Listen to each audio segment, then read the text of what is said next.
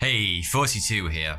For many years, the Holy Innocents Cemetery in Paris was the largest graveyard in the city. Built sometime in the 12th century, it wasn't long before it was simply too full to accept individual burials, instead opting to inter its dead in mass graves of 1,500 souls apiece. When one of these was full, they would simply dig another and start piling up the bodies once more. By the late 1700s, after a good 500 years or so of operation, the Holy Innocents Cemetery was said to be so full of half-decomposed, putrescent bodies buried not quite far enough beneath the surface that the air within the graveyard had the power to spoil milk and rot meat. Even worse, the noxious air and saturated soil was so oxygen poor that proper decomposition of the dead was impossible, meaning that instead of rotting away completely, those buried in the cemetery slowly turned into gelatinous mounds of fatty horribleness known as corpse wax. So many people were buried there that the cemetery was quite literally fit to burst. And in 1780, it did exactly that, when the basement wall of a neighbouring building collapsed under the sheer weight of the dead, spilling corpses inside. King Louis XVI, ruler at the time, was forced to take action, ordering that all cemeteries within Paris's city limits be closed. But a problem remained.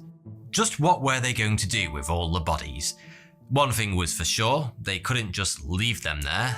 Conditions surrounding the Holy Innocents Cemetery and others like it were so bad, they formed a kind of exclusion zone in which people feared to live and businesses were unable to operate.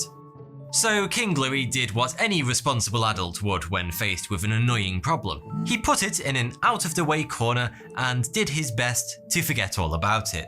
And no corner is more out of the way than one buried 20 meters underground. Take that, annoying problems. Over the course of the next 2 years, bodies from Holy Innocents Cemetery and other graveyards across the city were exhumed and relocated to a series of caverns and tunnels beneath the city itself. It's hard to say whether Parisians were happy to have cleared the air, so to speak, or were appalled at this decidedly unceremonious treatment of their recently deceased loved ones. Although there was one subsection of society who greatly approved of this decision, Paris's soap boilers and chandlers were more than happy to relieve city officials of the tons and tons of corpse wax left over after the exercise, industriously turning it into thousands of candles and bars of soap for resale back to the city's residents. Because nothing says squeaky clean like lavering your arse crack with the rendered fat of your dead ancestors. Incredibly, it's thought the ossuary, that's a container or room used for storing the bones of the dead, you know, we all have one of those lying around, beneath Paris is the final resting place of some 6 million Parisians. Meaning, there are around 3 times as many dead people in Paris as there are living. To begin with, the bones were pretty much just dumped below the ground in enormous piles, but in 1810, the city decided to have a bit of a spring clean. You might be picturing neat stacks of coffin-like boxes to house the bones, but Parisians have always had a flair for design. Instead of simply tidying them away, city officials used the bones themselves as decoration, building undulating walls out of grinning skulls and stacked femoral heads. It should be horrifying, but I don't know. It does kind of work. Maybe I'll get one for the studio. Today, the ossuary is a tourist attraction, with thousands of people paying their entry fee to go and look at the pretty dead people. Unsurprisingly, considering how many bones are housed there, the ossuary is big, spanning some 1.5 kilometers of tunnels. Pretty impressive, I'm sure you'll agree. But believe it or not, this makes up only a tiny portion of the true extent of caverns and tunnels that lie hidden beneath Paris's famous cafe-lined streets and plush luxury fashion boutiques. You see, the tunnels King Louis used to house the bones of Paris's dead were not dug expressly for that purpose. they were already there. One small part of a far larger complex of mines that crisscrossed the city's earthy underbelly to this day. And you can be one small part of a far larger community of entrepreneurs with today's sponsor, Trends.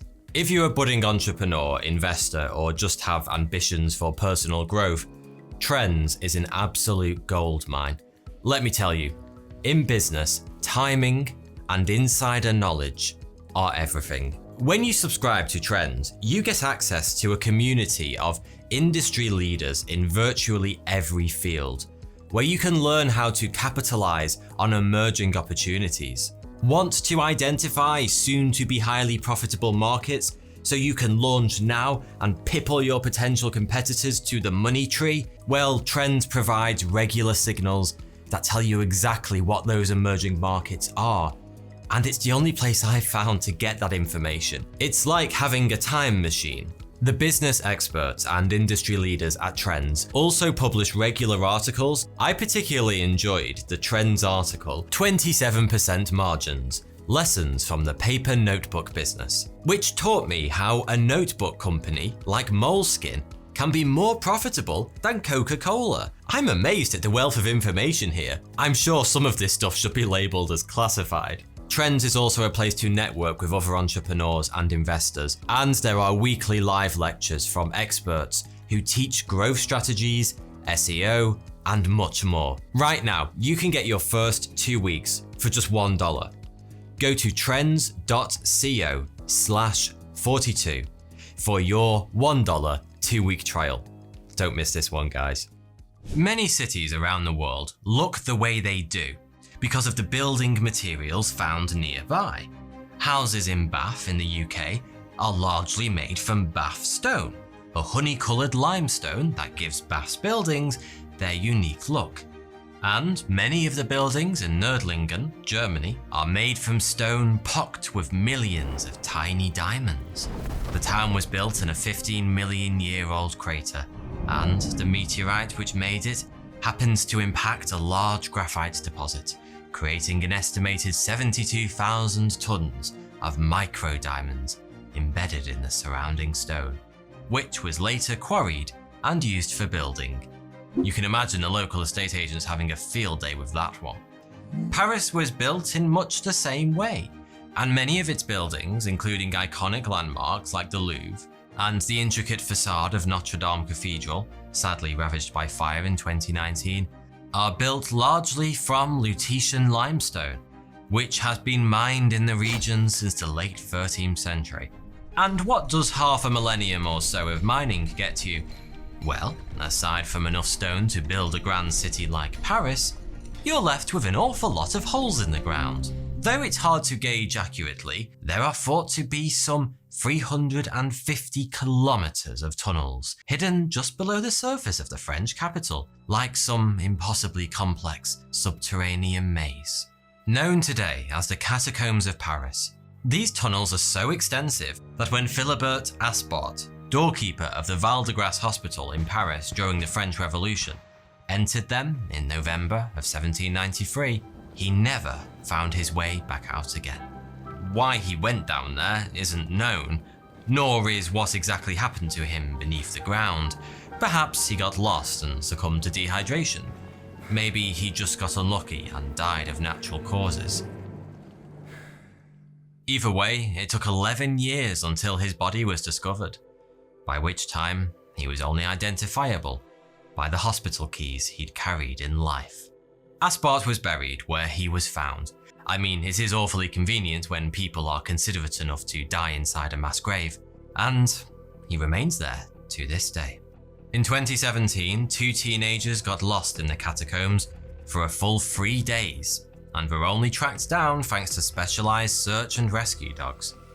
The kids got lucky, escaping only with mild cases of hypothermia, but if the alarm hadn't been raised, they may well have perished, lost in the labyrinth.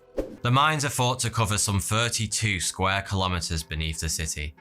That's about 10 times the size of Central Park in New York.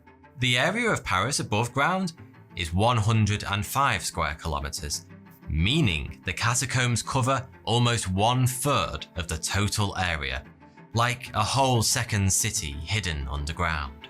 But as you can probably imagine, having all this empty space beneath a huge and bustling urban metropolis doesn't make for the sturdiest of foundations, which begs the question, why undermine your own city, both literally and figuratively, in the first place? As you might have guessed, they didn't. When these mines were created, Paris wasn't the global city it is today, and its inhabitants numbered just 300,000. At the time, the mines were a perfectly sensible and safe distance from the city. But once they were exhausted, they were abandoned. But as the old saying goes, out of sight, out of mind. As generations went by, the existence of the mines was forgotten by just about everyone, and over the years, Paris grew in all directions. For the most part, nobody knew the city's new houses, offices, and monuments were being built on the shakiest of foundations. That is until 1774, when around 30 meters of the Rue d'Enfer disappeared into a gaping cavern 30 meters deep. This collapse and others like it led to the formation of the Inspection Générale de Carrières, known as the IGC, which was founded by royal decree of King Louis XVI in 1777 to investigate and maintain the mines.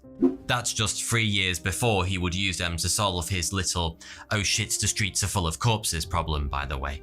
Despite the work of the IGC, which is still going strong today, they complete hundreds of surveys and interventions each year to ensure the safety of the city above ground. Collapses still occur. In 1961, 22 people were killed when a whole neighborhood disappeared overnight in one of Paris's suburbs. So remember, the next time you find yourself woken by a rumbling from below, as you lay awake at night in your quaint Parisian hotel, it might not be the result of those undercooked escargots you gorged on at dinner. You may be about to find yourself taking a ride on the world's fastest elevator all the way down to the ground floor and beyond. Interestingly enough, according to Parisian law, when you buy a house in Paris, you aren't just buying the house itself, you're also taking ownership of the ground beneath it. That means if your property starts to subside, it's you that has to foot the bill for fixing it. Something to think about before signing on the dotted line for your swanky Parisian townhouse. In the years since their creation, the Paris catacombs have served many different purposes. For much of the 20th century, farmers used the empty quarries to cultivate mushrooms, known as champignons de Paris, growing over 1,000 tons of them each year at peak production. Members of the French resistance used the tunnels for their covert operations during the Second World War, as did the Nazis they were attempting to thwart. The Germans built a large bunker in an abandoned mine below Lycée Montaigne, one of Paris's most famous schools, whose alumni includes Karl Lagerfeld and several prime ministers. The catacombs also served as the location of a publicity stunt for Airbnb, when they offered 2 lucky guests the chance to spend the night in what they described as the world's largest grave. It was reported at the time that Airbnb paid the city €350,000 for the privilege. Today, only the ossuary portion of the catacombs, accessible via guided tour, is open to the public. The rest of the 350 kilometers of sprawling labyrinth is strictly off limits. It's been illegal for the general public to enter since 1955. That's partly because they're dangerous, partly because damaging them might cause half the city to fall down, and partly because, as I mentioned, Parisian law states that the ground beneath a home belongs to its owner. By entering the catacombs, you are quite literally trespassing on other people's property. But a vast underground city brimming with secret passageways and unexplored caves has, over the years, proven irresistible to Paris's more adventurous citizens. Like a real-life London Below from Neil Gaiman's novel Neverwhere, only in Paris, obviously. The catacombs represent a whole other city hidden away just below the surface, unknown to most who walk in the daylight above. Cataphiles, that's the name given to the people who venture into the catacombs, have been busy exploring it for decades. Many are artists, drawn by what is an enormous blank canvas where freedom of expression is king and the normal rules don't apply. Others are simple explorers, attracted by the irresistible pull of the unknown and the chance to map the endless uncharted tunnels and galleries. Some are in it simply for fun. Secret parties, concerts, art festivals, and raves are common occurrences in the catacombs, attracting the kind of ultra-hip crowd that Paris does better than anywhere else. Some chambers are said to be big enough to hold over 1,000 partygoers at a time. Getting into the catacombs, however, is not straightforward. Police and private homeowners have been blocking off known entry points for years, with the location of many of those that remain hidden in metro tunnels, sewers, and under bridges, and known only to a select few. You might assume being a cataphile was a young man's game, but it isn't only hipsters and adventurers who spend their nights beneath the city. Billionaire Xavier Niel, the 21st richest man in France, according to Forbes, claims to head down there twice a week via a secret staircase he had specially installed in his basement. He's been a regular in the catacombs since his younger days, when he first struck gold investing in the online sex chat industry. Reminds me of my own youth, only I didn't make any money. As you might expect, below ground, there is also something of a criminal underworld at work in the catacombs. In 2017, in a heist worthy of Ocean's 15-16, an enterprising group of thieves stole €250,000 worth of vintage wine after boring into the wine cellar of an extensive home directly from the catacombs. The operation was meticulously planned and perfectly executed, with the precious bottles spirited away through the winding tunnels and never seen again. The secret society, known only as Les UX, are perhaps the most famous frequenters of the catacombs. The group came into being when 6 Parisian teenagers pulled off a stunt worthy of Fred and George Weasley, using the catacombs to infiltrate the Ministry of Telecommunications and coming away with the jackpot, the city schematics of the entire tunnel network. Les UX had found their very own Marauders map, and they've been using it to manage mischief in the catacombs ever since. It was a subsection of Les UX known as the Mexican Consolidated Drilling Authority, yeah, I don't get the names either, who took credit for a bizarre discovery made there by Parisian police during a training exercise in the catacombs in 2004. Hidden beneath the city, in a dusty and rarely explored corner of the tunnel network, was an entire cinema, described as resembling an underground amphitheatre, complete with full-size screen, high-quality projector, and chairs cut right out of the rock.